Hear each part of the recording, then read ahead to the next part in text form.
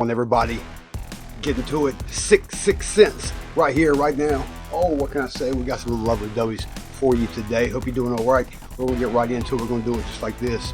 Check this out. We've seen these news stories before. This one seems awful familiar. If you know, you know. And if you don't know, there was news outlets that repeatedly said the same, paraphrase, verbatim, the same exact vernacular, just like this. Check this out. The wheels. The wheels. The wheels. The wheels. Well, the wheels are coming off. The wheels off. The wheels are coming off. Coming off. The wheels are coming off. The wheels may be coming off. The wheels are coming off. The wheels are coming off. The wheels are falling off. The wheels are coming off. The wheels are off. The wheels are coming off. The wheels are coming off. The wheels. You want to hear about the greatest imposters of human history? Please. Queen Elizabeth I was actually a man. What? I don't believe it. So when she was 9 years old, she was sent off to a town called Bisley because there's a plague going on. King Henry, he hadn't seen her for many years. And so he was out on a hunting trip close to Bisley. And so he's like, I'm going to go visit my daughter. On his way there, Queen Elizabeth got sick and died. King Henry VIII obviously had a very bad temper. She's looking for a girl that looks close to Queen Elizabeth. Can't find any girl. But Queen Elizabeth's friend, they said a very pretty boy, red hair. So they dressed him up like Queen Elizabeth. And then King Henry got there. There was no suspicion. She became queen. If you look back, she had no weakness of a woman, but the mind of a man. She would always wear a high collar. She refused to get married. But the kicker, hundreds of years later, in Bisley, there's a graveyard very close to the house where Queen Elizabeth grew up. There's an unmarked grave. And when they excavated it, there was a little girl, the same age as when Queen Elizabeth would have died. She was wearing Tudor clothes, like royalty clothes, but an unmarked grave. Do you want to hear about the greatest imposters of human history? All right, you guys, I put this in here because this is I'm going to do a dive. A 7th grader spent her summer building a... I put this...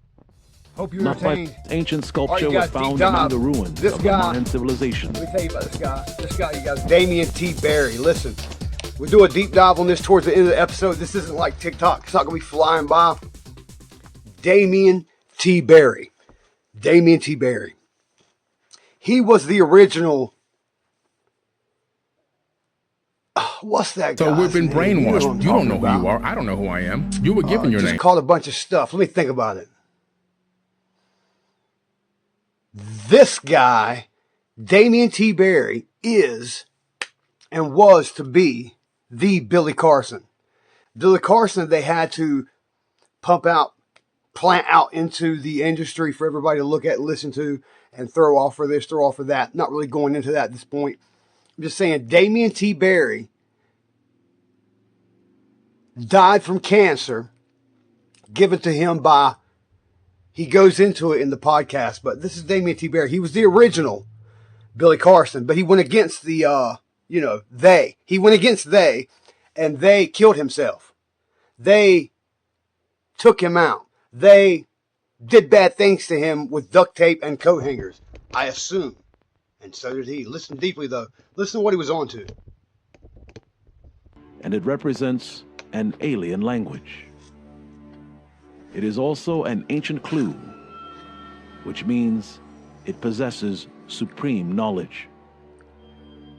This is the face of our teacher and the face of our father.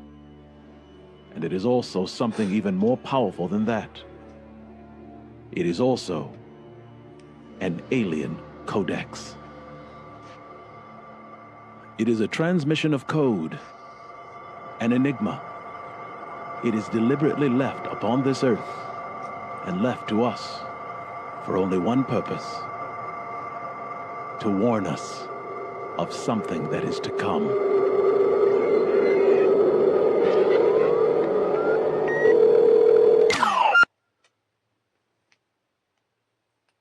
Unbelievably, this alien work is actually religious, as were all building projects of the ancient world. Today we believe that religion means faith or belief. In the ancient world, it meant far more than that, and faith was the least of them. The religions of the ancient world had little to do with faith, and everything to do with knowledge. For in the ancient world, Your faith did not make you great. Your wisdom did. Ancient sculpture was found. They created our massive Keep going in. pyramids of Damien T. stone, Berry. not by lifting the rock, but instead rolling the stone. He's made comparisons, and you cutting guys. them in place. His whole shtick on this particular part, he's made comparison to how they not worshipped and not deified, as he goes into, because they don't worship animals, but how they learn from the dung beetle. It's a lot about dung. It's a lot about dung. Damien T. Berry wants to roll dung with the dung beetle. These are all facts. Go check me. He also has a fascination with being the dung. So incorporating the dung into oneself, not so much full of shit as incorporating dung into oneself. Because he wants to turn himself into a piece of dung, and then after turning himself to a piece of dung, he thinks we're all supposed to go back into, as a piece of dung, doo-doo, into the cow's anus. These are all facts. This is not for entertainment purposes only. This is for educational purposes. But not only, there is some entertainment. Look out for that coming soon. Get back into it. His fascination is he wants to be a turd. He wants to fascinate with the dung beetles, rolling balls. He says how we got our rocks where we got them, and then chisel them down. You know, everybody's got a little something, something. You got to listen. Somewhere deep inside of every human being is a little morsel of truth, a little morsel of information, a little morsel of intelligence, and a little morsel of, that's right, dung. Here we go. All right, ladies. Sorry. Here we go. They never needed ropes. And voila. Or sleds. The stones literally Sorry about that. rolled themselves into place. These insect kings also left another clue of their superiority over ancient man. They told the Mayans they moved worlds and planets. We'll find their pyramids on the moon, Mars, on Pluto, and even Ceres. As bombastic as this sound, look closely at these spheres. Look. This is Pluto.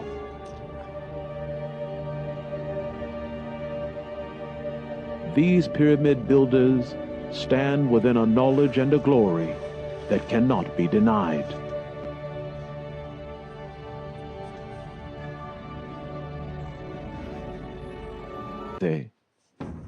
The Maya called. Pay attention, guys. He's about to go into the sun. Question we have ever had It's the real deal. about God Hang in there, you guys. Hang in there. and the afterlife.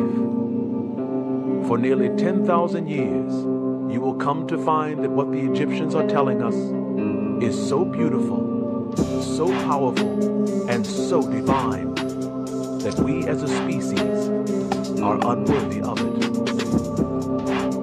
It rises from the earth and towers over all the achievements of man. It is a masterwork of mathematics and engineering skill to which there is no equal. And although there are 3 pyramids of Egypt, there is only one whom the gods did bless. Hey, what do you guys think the Cabbage Patch is Great about? Pyramid. Look, side note, the Cabbage Patch is not about what you think. The Cabbage Patch, let me run you guys, let me tell you a little piece of history I don't think no one's brought up, and I'm going to bring it up right here, right now. Here we go. Cabbage Patch. Oh,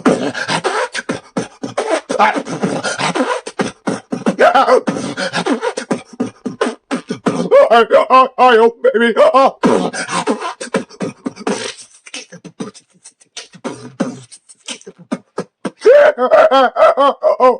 baby. That's witches in the cauldron. In the Cabbage Patch. Do you understand what I'm saying to you? In the Cabbage Patch. In the Cabbage Patch, the witch's cauldron. They are scalding the witch's cauldron. They're mixing and moving and lathering up the witch's cauldron for the Cabbage Patch Kids. That's why it's called the Cabbage Patch Cauldron. DJing. All right, back to the clip. It was built circa 4000 BC. And although the world teaches that it was built by slaves, And that's a fact check. the reality is that it was not. It was built by free men and free women from all over the land of Egypt.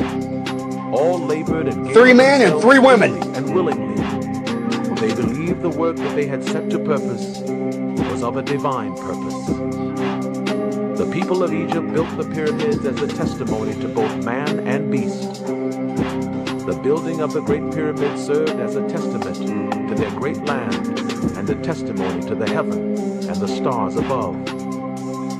All right, you guys, we'll keep going. Right here, Damian T. Barry. It was the first pyramid built in Egypt, and the knowledge of its purpose lived, but only briefly, and only... Sorry about the music, you guys. I had to add something because of the music that was there already. The 3 pyramids of Giza are perfectly aligned with the constellation of Orion. And although most scholars believe it to be the purpose of their creation, they are all wrong. The constellation of Orion is not why they were built. The constellation of Orion is only a clue. A clue measured in stone that they wanted their descendants to find. And today, we are their descendants. Every ancient megalithic stone structure created around the world wasn't created for the ancients. They were created for us. I got no snare in my headphone. I got no snare in my headphone. Ever had. Looks like. All right, you guys, keep it going. It's the real Queen of Today, England. Queen Elizabeth II is the head of state of the great nation of the Listen Hebrew closely. Covenant called Great Watch Britain. out for the bees. Her genealogy chart, according to the College of Heralds in London, traces her blue bloodline back to Abraham, Blue who blood. many modern scholars believe to be the Egyptian pharaoh, Amenemhet I. By connecting 22 dots, the true Hebrew and royal Egyptian identity of Queen Elizabeth II comes into focus. Oh, King Solomon, I've Number seen it. 1. What is the stone of Jacob, a Hebrew patriarch, doing beneath the Queen's What's throne it doing there? Number 2. Why was the Queen crowned at her coronation ceremony on top of a symbolic Egyptian step pyramid? Rather than what? You didn't happen to mention that Number part. 3. The monarch's crown has 12 stones at the base, each representing the 12 Hebrew tribes. 12 The 12 zodiacs. stones of the 12 tribes were also worn on the Look, breastplate look. of Hebrew high priests Look. in Canaan. Look, Number 4. And let me know in the Union comments what Jack you're seeing. Represents the reunion of the United Kingdom of the 12 tribes of Jacob, or Jacob. The Union Jack is red, white, and blue, the same colors as the 3 Jackknave. crowns of Egypt. Number 5. The royal scepter originates in ancient Egypt and was carried by the Egyptian god Amun and by Egyptian Amun-Ra, pharaohs Amun-Ra, who called Amun-Ra, themselves the son of God. Amen. The royal scepter is now carried by pharaonic descendant Queen Elizabeth Number II. 6. Number The 6. scepter contains the world's largest cut diamond, called the Star of Africa. Number 6. Number 6. Number Number 6. 6. The Queen's punishing flail or whip is partially hidden under her arm. The flail or whip also originates with the pharaohs of ancient Of Egypt. course, the punishment device is number 6. 7. Number the symbol 7. of the bee can be found within The the bee, Queen's the royal bee, wardrobe. the bee. In ancient Egypt, bees were the symbol. Listen to the bee. It's not a coincidence that Beyonce or Sasha Fierce wants to be called Queen Bee. It's no coincidence that Lilith also was in the form of a bee for flight. It's for flight. Okay, then. I'm going to shut up about you guys. Get back to it. Same clip. Symbol of Egyptian royalty, as well as the symbol of Egypt. Number That's 8. a stick figure. That's a stick figure. The Oh, symbols on the British coat of arms reveal Britain's Hebrew origin. According to the Bible, the harp symbolizes the Hebrew King David. gotta watch that The book. biblical lion and unicorn holding up the shield symbolize the nation of Israel. The unicorn, the motto, unicorn. Jude. They never bring up the fact that the unicorn is a rhinoceros. It's unicornus rhinoceroses. I'll Google search that and put that in here, or here. All right. Back to the show, ladies and gentlemen. Mon droit means God and my right, indicating the divine right of the British monarch to an eternal throne. Number 9.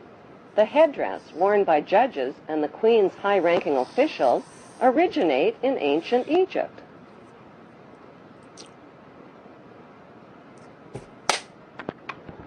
Number 10. Kilts, like the one worn by Prince Charles, originate with the Egyptian pharaohs who wore white kilts. Number 11. The hymn, Zadok the Priest, written by Handel, was performed at the Queen's coronation in 1952.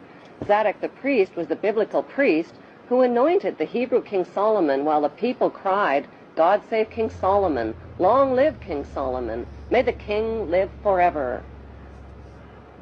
May the king, thou which no one has ever seen ever, thou which has never been thou light, thou which everything was created and contained within. Same clip. Queen Elizabeth. Damn. Long live Queen Elizabeth. May the Queen live forever. Forever.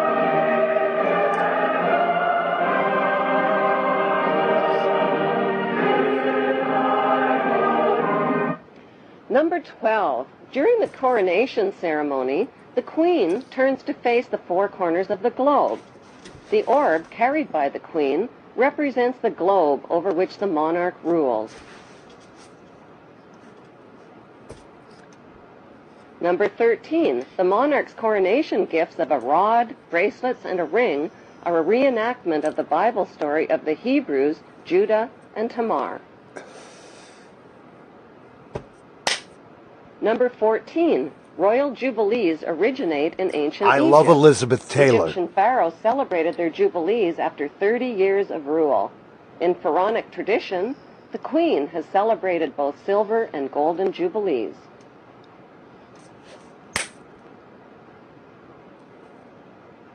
Number 15. Incest was practiced by ancient Egyptian royalty. That's Mothers what the married weatherman sons calls. and brothers married sisters to keep. That's what the weatherman calls relative humidity. Also known as closer can, deeper in. I'm from the South. I've never heard of that before in my life. Sounds crazy. Same clip. The power and the money all in the family. Like their pharaonic ancestors, Watch the it. British monarchy have a long history of incestuous inbreeding. Number 16. The corpses of deceased pharaohs were preserved and entombed beneath their pyramid temples.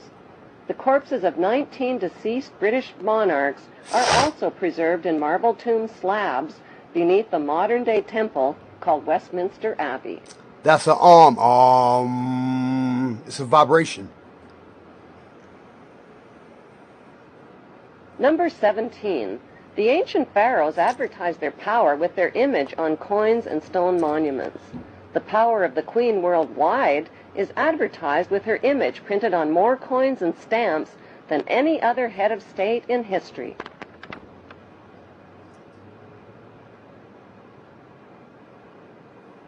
Number 18. The structure of government in ancient Egypt was a step pyramid model, with the Grand Vizier priesthood one step below the pharaoh. Today's monarchy reigns using a much more sophisticated pyramid model of authority.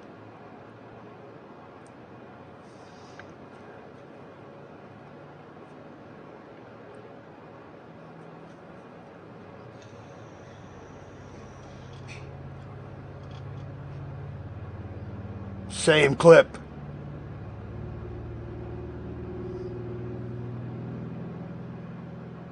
Number 19. The Pope's headdress is strikingly similar to the headdress of the Egyptian god Amun. His big cross resembles the scepter of Amun.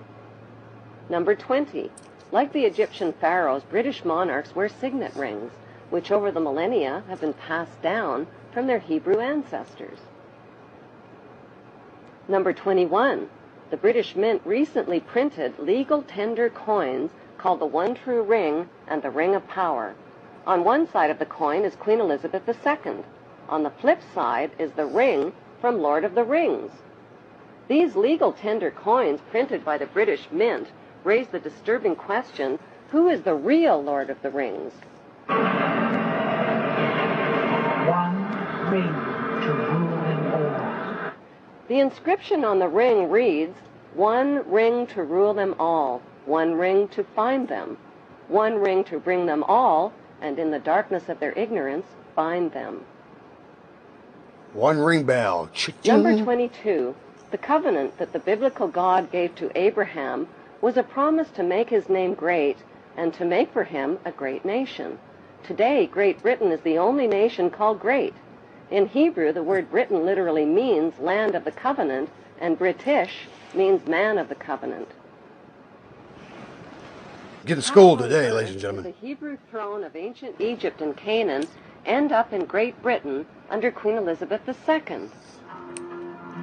That's easy. It was an illegitimate throne because the king was out fighting the wars and the lady was at home cheating with the hand help and the butter churners and whatnot. Probably the butter churners. Illegitimate throne. They like to unalive people, unalive more people, and then if you're not careful, next clip. Next clip. Historically, a series of powerful invaders, the Philistines, Assyrians, Babylonians, and Persians, conquered the land like of Canaan, Darth which Vader. the Hebrews called Israel. The Hebrew tribes of Manasseh and Dan joined forces and became the Macedonians, or Macedonians. Okay. They fled to Greece with their gold and their riches. They wore white kilts like the Egyptian pharaohs, played goatskin bagpipes, adopted the Greek culture, and settled along the river Danube. I'm not going to say anything about starting McDonald's. They started McDonald's. By 322 BC, their leader, Alexander the Great, reconquered Egypt and appointed his general, Ptolemy I, as the new Hebrew pharaoh of Egypt. And burned down all the libraries. Cleopatra was the last in a succession of Hebrew Ptolemy kings. Although Cleopatra is considered to be the last of the Egyptian pharaohs, author Ralph Ellis claims that Jesus was the last of the Hebrew pharaohs of Egypt. Jesus, a pharaoh? How is that possible? The historical facts show that the last pharaoh of Egypt was Ptolemy XV, who was nicknamed Caesarion or Little Caesar. I wonder how he was born. 47 BC, Caesarion was the son of two of the most famous parents in world history, Roman ruler Julius Caesar and Egyptian pharaoh Cleopatra. My personal favorite. When Caesarion's mother, Cleopatra, proclaimed herself to be the reincarnation of the virgin goddess Isis, Caesarion became the son of a virgin mother goddess.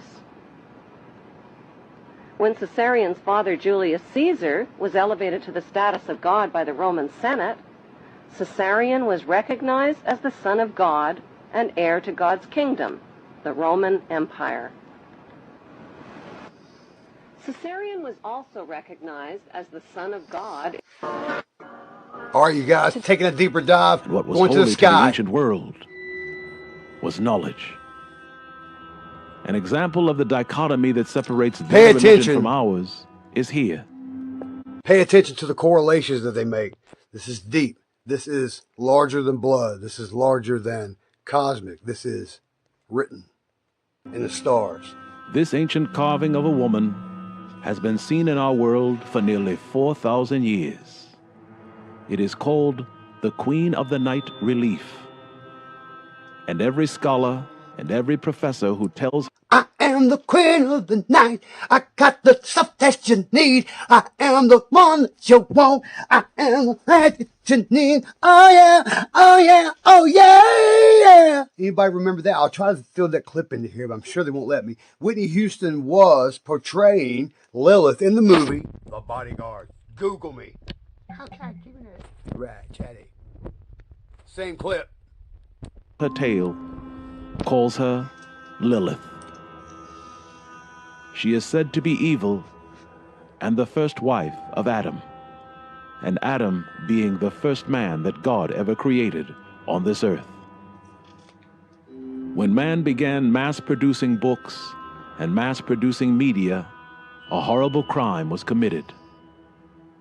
And the crime was calling this innocent woman a devil. A misjudgment that began disseminating this oral archaeological tradition that is more based on their faith and has nothing to do with truth at all. This evil woman that is said to be Adam's first wife is actually one of the most powerful and glorious women ever to set foot on this earth. This holy woman is actually a queen. Her name is debated, but her position is undeniable. Notice what is in her hands. Look closer. This ancient symbol is actually Egyptian, and it is called a shen. And it means immortality, eternal life. And forever. Anyone in the ancient world who holds this symbol indicates that they are given power, authority, and they will also live forever. All over the planet, you guys. This woman is so powerful that she not only has one symbol of eternal life, she has two. Yes, this is not the evil wife of Adam, as the world would have you believe. And in fact, she is far more important than that. That's pretty the important. Religious have taught the world that she is evil because of her feet. Look at them. Look at those talons. Surely, she is the She's work, the work of the devil. And then again, no. Her feet are not what makes her evil at all. And in fact, they are what makes her holy. The one with wisdom would look closer, and they would notice it's not the burning feet of a devil. These are the talons of a bird. And that is the clue. This woman has the feet of a bird, and she also has wings on her back. Good indication. And all of this can only mean one thing. This woman could fly. Could fly all the way around the world. More than a woman. She is more than a human. Queen. More than a woman. This female is a goddess. And the symbol of her power and immortality are also found in her hands. A symbol that is also found in the hands of every great Sumerian king, Babylonian king, and even Egyptian kings. This goddess stands upon our next clue, a lion. And this is no ordinary lion, for this lion represents the land of Egypt. And it is the original design of the Sphinx. The riddle of the Sphinx is a riddle no more, for the Sphinx represents the face of the sun. And if the Sphinx represents the sun, this means this woman can only be the goddess, the queen, Isis. She is the queen of heaven and the keeper of holy knowledge, and the finders of lost souls. And unto the children who are born of this earth, today she is giving it to us. Booby! The ancient female always represented knowledge, power, wisdom. And she also represented something else. The universe. We have to walk away from what we believe and what we have been taught, and accept a knowledge and a wisdom that is too good for us. A goddess is everywhere in the ancient world, and they always represent understanding, wisdom, and enlightenment. And yet each stela and each painting hides a glorious clue. This Egyptian carving is one of the most well-known works in the world. Queen Bee. And this humble creation is called the Bee Goddess. Beyonce. Our archaeologists and our historians tell us that there was an obsession and a love for insects in the ancient world. Same bee that was on her crown, they the queen, this understanding Elizabeth. In every college and in every university, and even more, in every scholarly lecture. I wonder why. They tell the world the story of Egypt, a story of insect worship. Bugs, spiders, dung beetles, ants, and bees. How can this be an enlightened nation if they were fascinated with insects? The answer is, they weren't. They never worshiped bugs, and they never glorified insects. And our stories about their history only glorifies our own ignorance. Although insects are seen all over the land of Egypt, you will find in the end, they aren't. It is a delusion, a fantasy, a misrepresentation of truth and wisdom, and not on their part, but on ours. We look at our ancient forefathers with arrogant eyes, for we really think we are better than they, and we are not. Ancient Egypt was not a male-dominated culture as many believe, and the veneration of the female is found all over the land. The female was a teacher, a queen, and a goddess. This is one of the most well-known articles of religion in Egypt. It is a depiction of a woman of worship, and it is also what many would call the worship of an insect. She has the body of a woman with the posterior of a bee. Posterior. And all of this was the reason why the female was called the bee goddess. Beyonce. Her wings are short, and her breasts are supple. What are they? And beneath her is the sweet nectar of flowers in bloom. You can believe that, ladies and gentlemen. Sweet nectar. Remember. And for my sister, ancient Egypt, down in Tennessee, moist. Love you. All right, same clip, same clip. All is not what it seems. And thus, the eye of the enlightened always sees something else. Look at the petals on these flowers. And now, look at this goddess. A woman and an insect combined to do what? To give us a clue. Each writing of an insect is not to show the worship of it, but instead, it is to highlight its attributes. Something unique about that particular insect has a God characteristic. And that characteristic, when revealed, reveals the God. With the depiction of any insect, it can be its eyes, its legs, or its sound. Look again, and now open your mind. These are not flowers at all. And this woman is not a bee. No, she is not a bee. What is she? But she sounds exactly like one. And her sound alone unlocks this 10,000-year-old mystery. Listen, this is the actual sound of a bee. And although we believe these petals to be two flowers, they are not.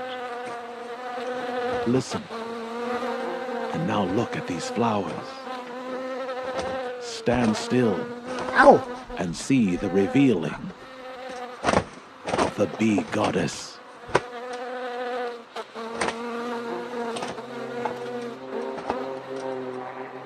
Yes, this goddess is actually flight. And that which we once believed were two flowers are actually propellers. And the sound of the engine is the sound of the bee. And the two are nearly identical. It is glory, and it is power. And in the ancient world, she who has the ability to fly is more than a woman. She is a god. The power of flight in the ancient world was the difference between being a mere mortal and being a deity.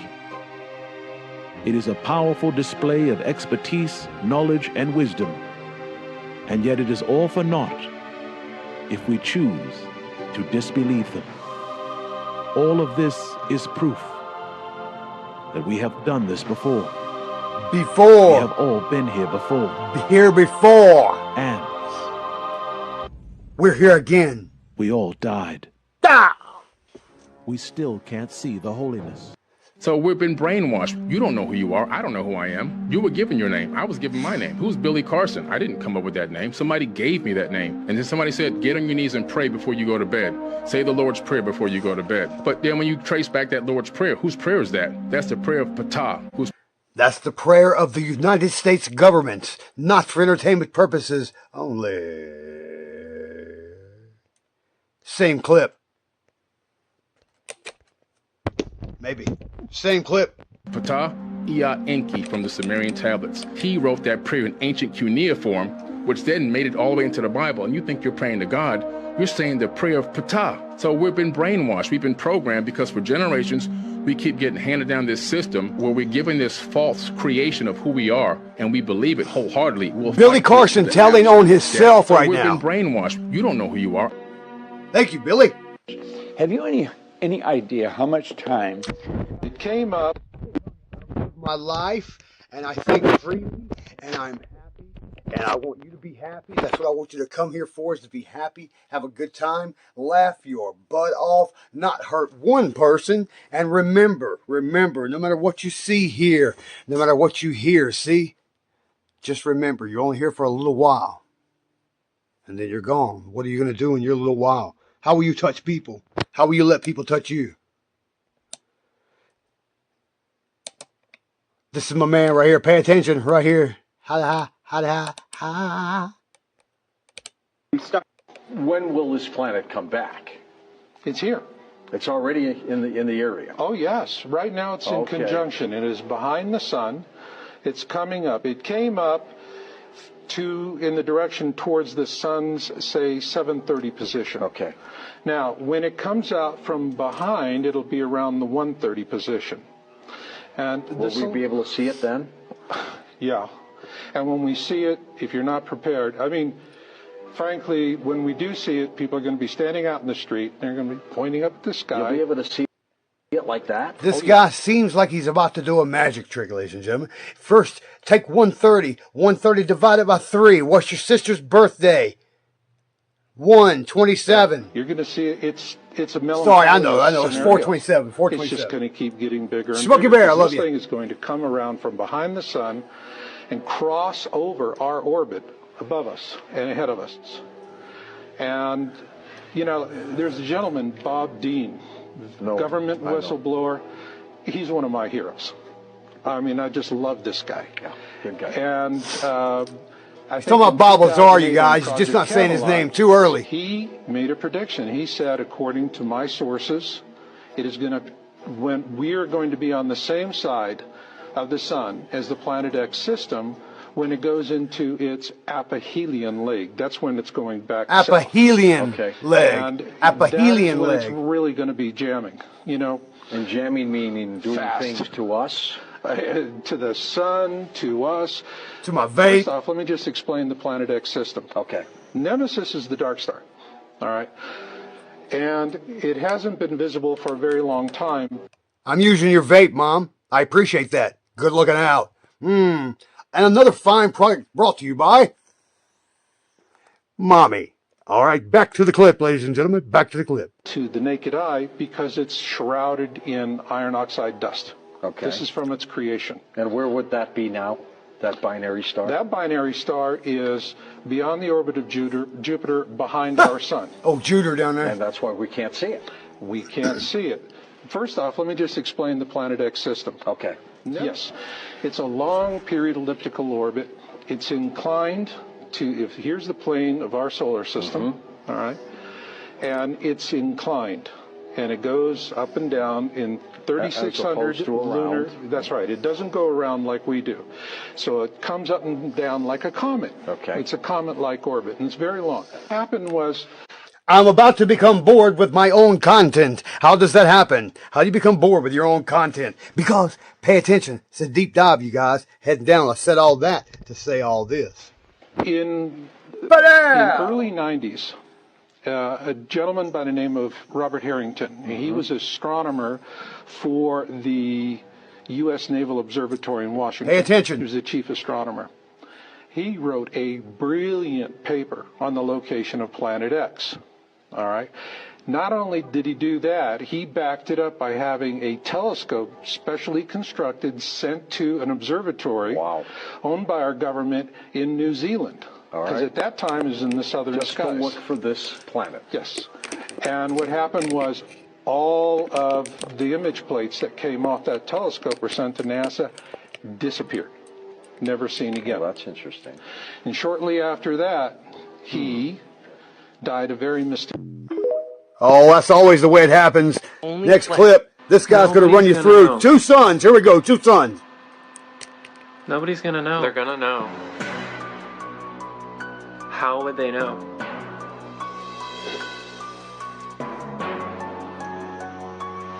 How would they know? Nobody's going to know.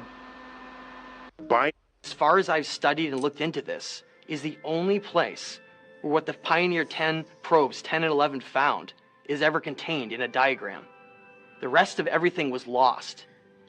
They called it a dead star, and it was located 50 billion miles from our solar system in 1983. Now, why is it called a dead star? Well, this is going to get into our understanding of the true history of our solar system that we haven't been taught. When we look at data from other solar systems, we find that the common theme Binary, is that people, about 80% binary. of all solar systems are binary, and Binary. often trinary, means they have at least 2, if not 3 stars within them. Now, when we look at ours, we're told that we only have 1 star, known as our sun. But yet, the Pioneer probes found something else completely different than that. And that, to me, is probably the greatest secret that's been kept from us. Because think about it for a moment. NASA came out with the announcement in the 1990s describing how there was a planet beyond the Kuiper Belt, and they openly announced that, and then everything went dead.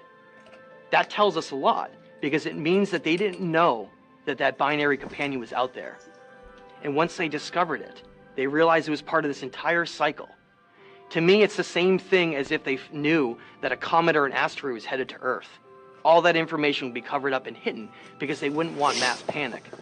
I believe that this is the exact same thing as that, where they figured out that there's this object out there, this dead star that they identified, and the way they were able to identify that is through the signature of the star. And they found that that dead star is part of this entire cycle with our solar system and sun. Now, what kind of cycle are we talking about? What we find when we look at data from this dead star is that it has a complete rotation of about 13,000 years, which would exactly line up to these 13,000-year events. As this dead star approaches our sun, as it gets closest, it's known as perihelion, and as it goes farther away, it's known as aphelion, and that's part of a great cycle in the dance between our 2 stars. Now, this dead star was identified as a dead star because of the signature that it presented on the Pioneer probes. They were actually engineered to be able to go out and find an object that was extremely dark and hard to see. That's why it was initially equipped with that technology to find planets, because planets are extremely difficult to see because they're not lit up. But instead, they also found an object that was dark as well. Now, this star, called a dead star in the 1987 Science and Invention Encyclopedia, was called a dead star because of the way they identified the signature of it. It means that it once was a star like our sun, and it either had a supernova or somehow exploded in a way where it became a smaller object but with extreme high density.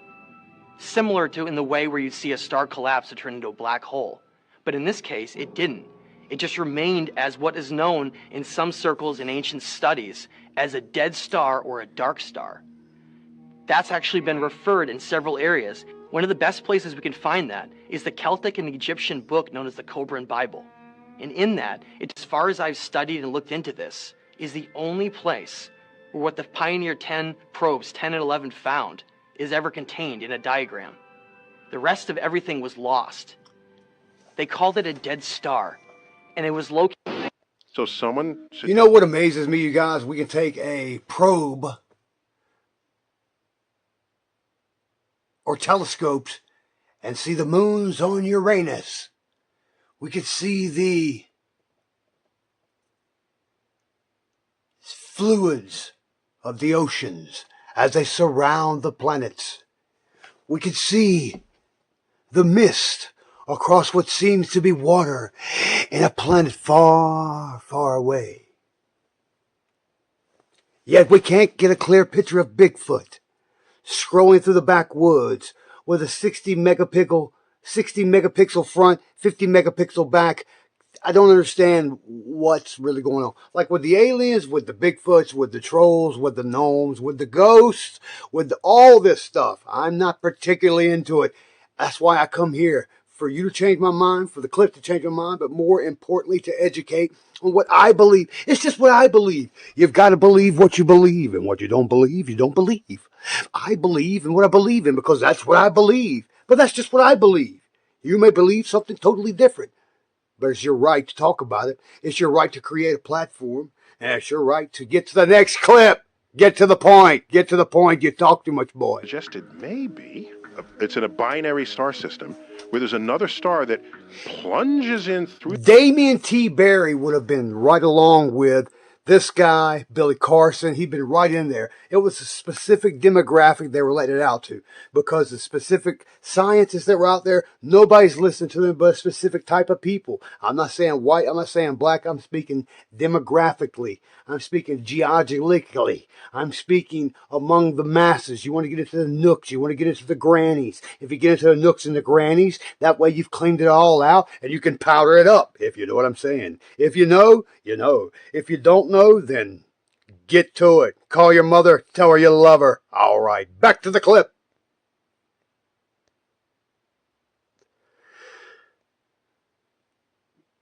The solar system coming through the Kuiper Belt and then goes back out in this dance with the sun. So we wouldn't have seen it in our civilization, because this is, all right, but when it does that, it disrupts the Kuiper Belt gravitationally. And if you do that, you will send a rain of comets down, and you could render many life forms extinct on Earth, just the way we lost the dinosaurs from an asteroid. So, and they even gave a name for it. They called it Nemesis. They're all talking about the same sun here. Same planet. The pyramid is created to represent the sun. Damien T. Berry. It is created not in a circle, but instead a square. Which is a circle. All over the world, every sun monument is created not as a sphere, but as a square. That's why they draw a square. Incan, Aztec, Egyptian, or African, the sun is always a square.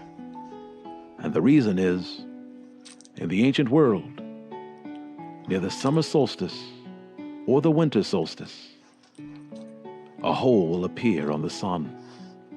A hole. And invariably, it will be a square. And when a square appears on the sun, it That's a means sunspot. the time of man has come. That's a real thing. We have matured. And it is also something even more powerful. Now listen, you guys, I'm just saying, Damien T. Berry believes that we are supposed to turd ourselves, T-U-R-D, turd ourselves, and go into the black hole, which is into the anus of the cow. More specifically, the cow with the sun in between its horns. That's called a specific type of cow, which I can't think of at this particular type of moment. It's not a bison. It's not a dairy cow, for God's sakes. Can you imagine being out in the wild? We'll take you on a little trip. Imagine being out in the wild, There you are, wilding it out, naked and afraid. All of a sudden, a dairy cow comes, certainly not running by, but a dairy cow comes walking by with its hip bone sticking out like a 1977 Lincoln Continental, with its bones protruding out its ass, and then its head. And it's all spine, hip bone, spine sagging. Your first thought would be to put a load on there, let it carry some stuff for you. Certainly can't do that. Its back's broke from the 900-pound belly that it has hanging below it. It has what seems to be no beef. I don't want no beef with the cow. I'm just saying, seems to be no beef on a cow. I think they're just for milk. They're getting beef. It's from, these things. Lots of these. And, they ground it up. And I'm not sure where I digress to, but does anybody else use the word digress? Ladies and gentlemen, I'd like to apologize. I digress. And I ask you, everybody who's using it, where'd you learn that word? Put it in the comments. I dare you. I know where I got mine, but I'm not going to say. I'll say next episode. I'm going to read the comments and see. I digress. I digress. Where was the first place you heard that? Same clip where the turd's going into the butt of the Apis bull. Oh, I said it. Same clip. Here we go. It is an invitation to the holiest place of all, the place of the Apis bull. Here is the worship of the Apis bull, and here is the square on the sun. I can't wait till he puts this together. And the knowledge of it all is here. Once you enter this square hole in the sun, in the you will butthole, enter a gateway. Oh, hey, you will hey! travel through what we call a wormhole. This cow's got begin worms? An interstellar space flight throughout the cosmos that mankind has taken for more than 100,000 years. I don't remember. We will travel through this wormhole, and when we come out, we will be here. When we leave the sun, we will exit here. Guess where? Guess where? Huh? Of Taurus. He said this area right here. He didn't say what it was. He's already made us a turd with the dung beetles that were in the earlier episode, and I could do a deep dive on that. But I'm just saying he didn't even say it. Listen, you guys, he didn't even say it. You'll arrive here, where that's where you'll be. You'll be here. So let's take a look. All right, here we go. Back to the clip with the butthole. Years. We will travel through this wormhole, and when we come out, we will be here. When we leave the sun, we will exit here in this area of the constellation of Taurus the Bull. And how we know this is because of this. A square. What this? How does it have to do with the... And this holy constellation.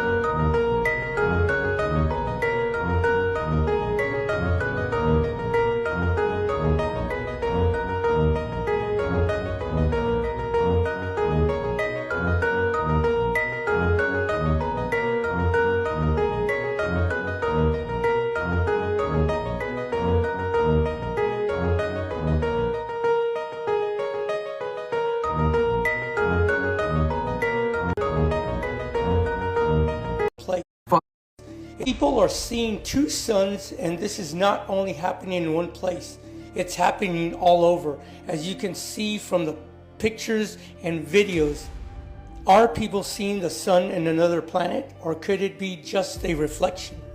And has anyone here seen this for themselves? I'm looking at the sun right now, and I only see one. Now check out this picture. It looks like two suns to me. Now in these next two pictures, it does look like it could be some kind of reflection of some kind.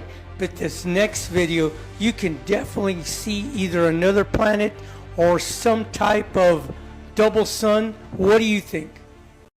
People are seeing... Roll film.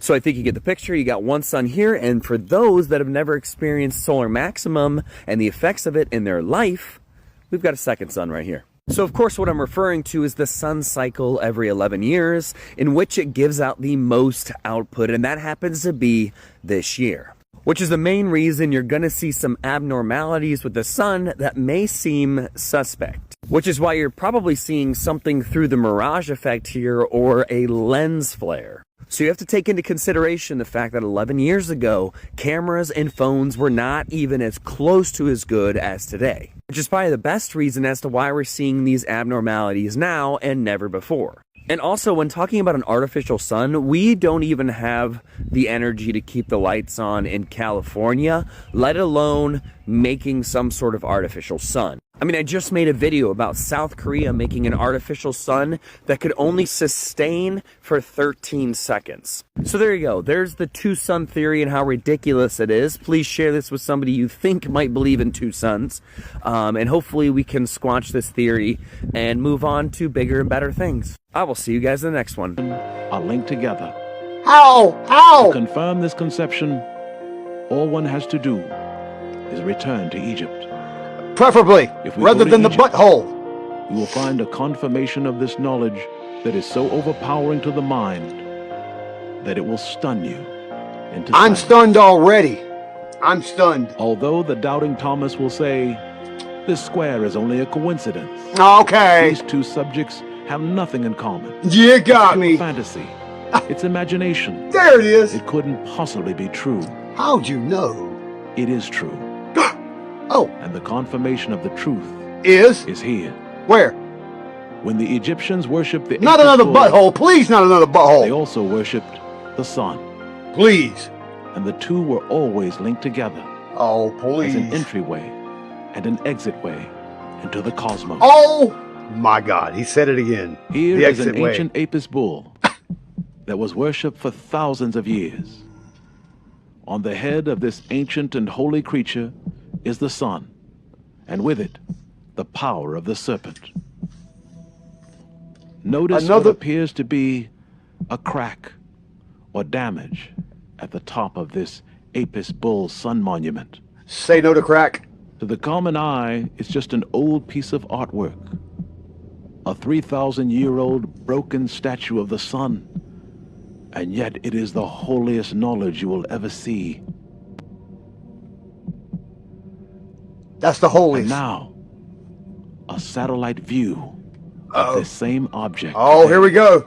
He's doing the same thing that flat earth fittest guy does.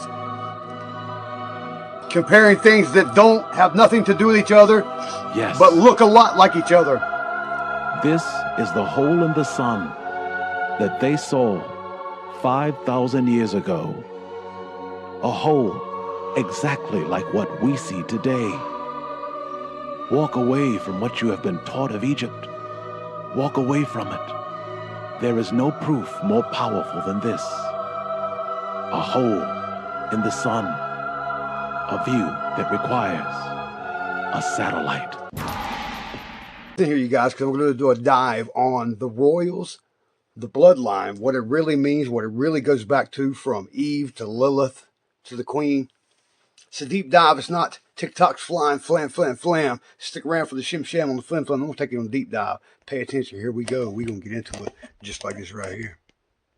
Presidential family tree, and she discovered that every single United States president, with the exception of one, were all related. And all of them, every single one of them, are descendants of one single person, the former King of England, John Lackland, who signed the Magna Carta in 1215. Nobody had put this together before because most genealogists only focused on the male side of the family. But she went ahead and put together the male and female lineage of every single president and discovered that every one of them are related, except for Martin Van Buren. This is something that definitely makes you look at the big picture a little bit.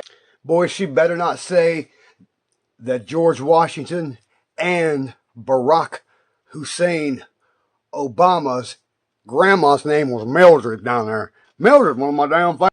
Differently. Check this out. George Washington, Thomas Jefferson, William Howard Taft, and President Barack Obama.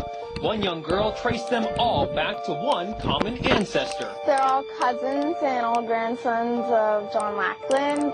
It's the first family tree of its kind, pouring through more than 500,000 names for months. 12-year-old Bridge Ann d'Avignon discovered that all the U.S. presidents, except Martin Van Buren, are related to the former King of England, John Lackland Plantagenet. Mildred Reed is his first. Mildred, y'all hear that? Mildred. Washington. And Mildred Reed is the 10th great-grandmother. Mildred down there. George Washington. But unlike Can't other believe professional that. genealogists that only looked at the male family lines, Bridge Ann was able to link the presidents together using both male and female ancestry. Before this, historians had only been able to link 22 family trees. So this is my wow, that is wild. You when guys, 9/11 happened, deep dive, we're going to keep when going. 9/11 happened, there was someone present, witnessed it, unfortunately, you know, how traumatic that would have been. And his name was Gerard Way. You know who that is? No. So it was a guy who was trying to deal with this, going to his therapist, and started creating music and came up with a band called My Chemical Romance. Oh right? my gosh. And then there's a girl named Stephanie Meyer who had listened to This My Chemical girl Romance hollers and way was too much. inspired Listen by to this their girl. music and started writing books that went on to become the Twilight series. She's Not so even into it. Finished. Then there's somebody who read the Twilight series and started creating a fan fiction of it. His name was E.L. Wright, I believe. Oh, I know where this one's going. Yep. And he went on to create a fan fiction for the Twilight series that somehow transformed into 50 Shades of Grey. So just just as if All right, you guys, hold your seat because we're about to go on. Grab a hold of your sled, tighten in. We're going down the hole right here. Just as if like the 9/11 triple wasn't tragedy. Yeah. Just as if it wasn't bad enough already, that's what it led to. 9/11 was a terrible day, and it led to more terrible things. Years and years later. It's absolutely awful. When 9/11 happened, there was someone Donald Trump. when Donald Trump just admitted. Now, this was actual AP news, not for entertainment purposes only. The truth. Aliens exist and President Trump knows about it. That's according to Israel's former space security chief. In an interview with an Israeli newspaper, he said the aliens have been waiting until today for humanity to develop and reach a stage where we will understand in general what space and spaceships are. And he says President Trump is aware of the existence of these aliens and had been on the verge of revealing their secrets. They've been new. But was asked They've not been to do new. so by the Federation in order to prevent Been what he new. calls mass hysteria. Been that way. Look.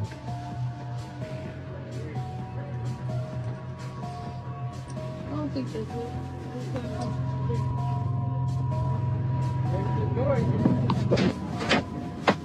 Vegas man who claims he can summon UFOs on Check command. this out. Pretty wild. So we sent Action News reporter Mike. This guy's the real deal. Real story.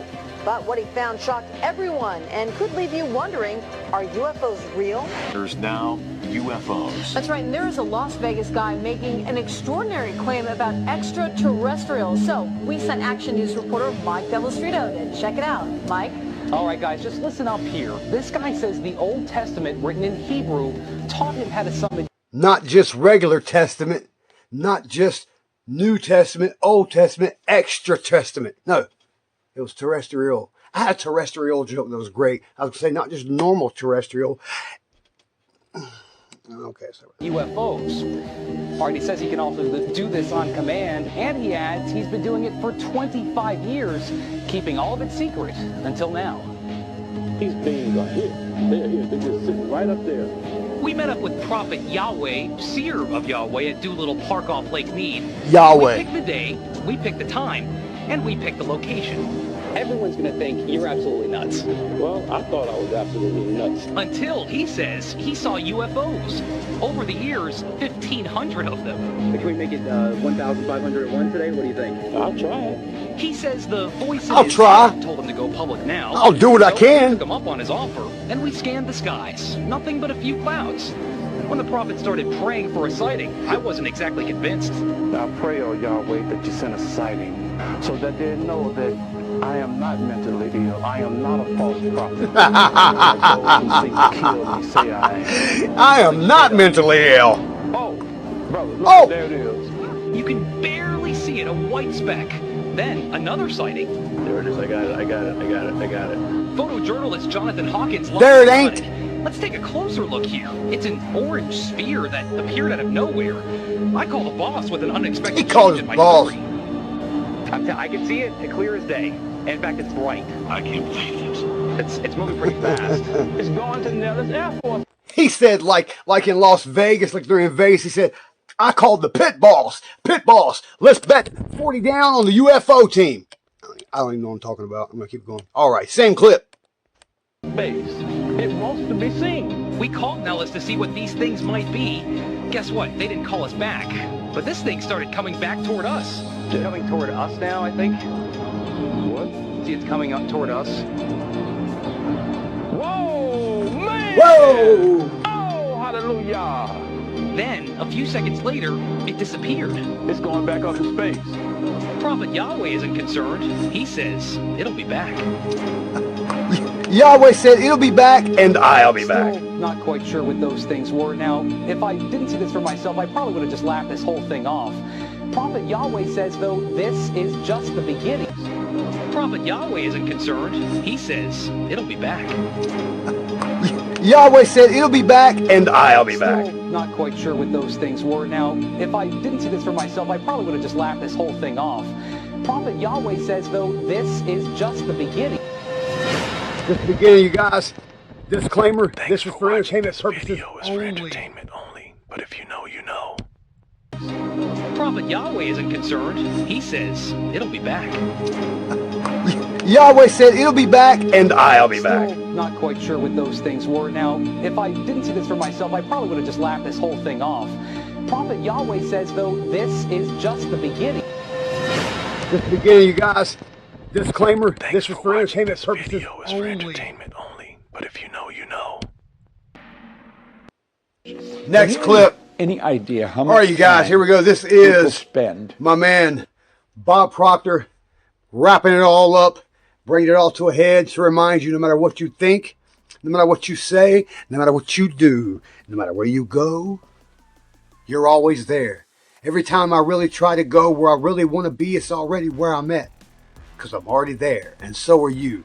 And I look to see you there to educate me so that I may learn, so that I may get my mistakes fixed. And that's a long road to hoe, people. Bob Proctor, bring it into you. Bobby, give him a little bit of advice there. Thinking about the past.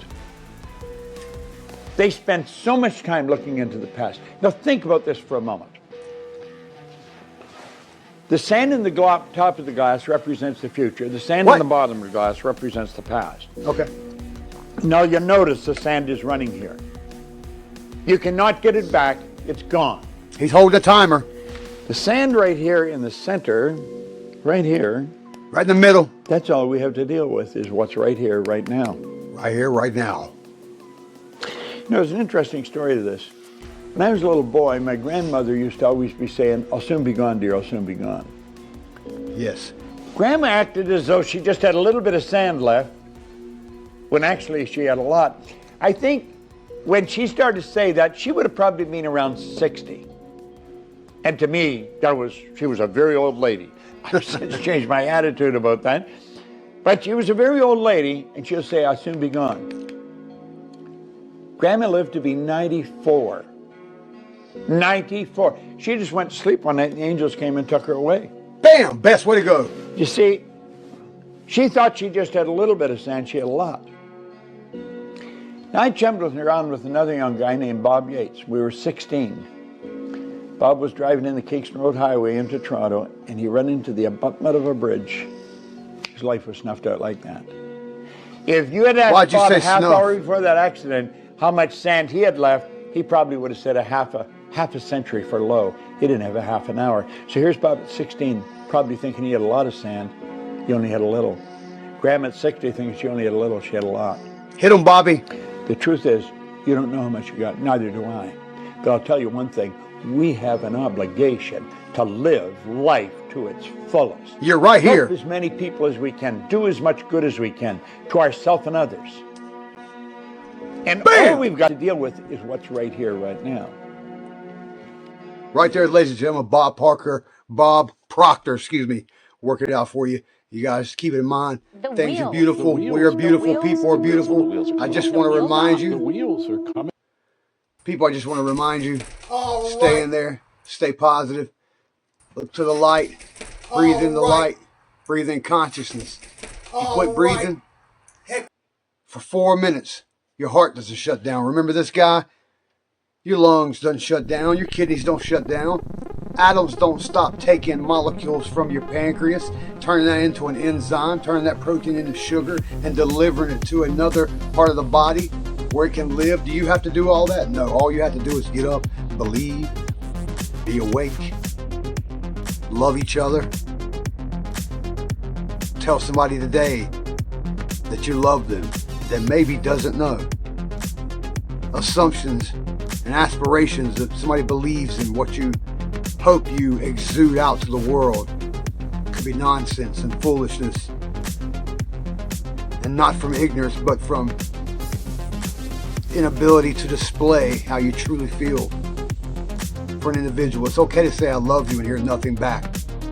I heard that from years from a close family member, but I knew they loved me. It showed in their actions. And sometimes you don't do enough for the people you love. That's why you got to tell them, hey, I love you. I love you. And I love you. Thank you. Thank you. Thank you. Thank you. All right, you guys, see you next time right here. Mr. Rex, wrecking it up. 6 cents. Sign up for the website. Comment down below. Like, share, subscribe, and ring my bell. All right. No clips.